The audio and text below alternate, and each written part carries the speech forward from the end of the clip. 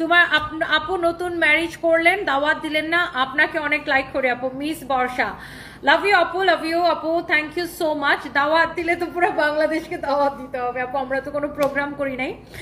আমার বিয়ের গয়না কিনে নিয়ে আসলাম, এখন ছবিকে তুলে দিবে, লন্ডন থেকে ছবি তুলে দেওয়ার জন্য। অবশেষে কথার মাধ্যমে প্রকাশ করলো তনি অলরেডি ম্যারিড।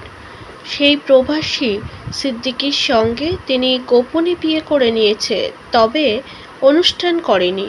ছোটোখাটো প্রোগ্রাম করে বিয়ে করেছে তনি ও সিদ্দিকী।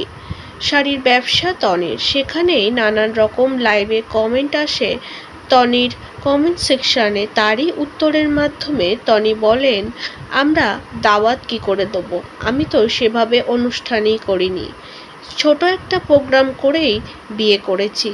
জানা গিয়েছে তনির বাসর রাতে প্রায় 10 কোটি টাকার সোনা দিয়েছে সিদ্দিকী। সিদ্দিকী অনেক বড়লোক একজন মানুষ, তার আগের স্বামীর থেকেও দ্বিগুণ বড়লোক সিদ্দিকী। কিছুদিন আগে তনিকে দেখা গিয়েছিল গা ভর্তি সোনার গয়না পরে লাইভে আসতে। তিনি বলেছিল এই গয়নাগুলো পরাতে লন্ডন থেকে কেউ আসবে।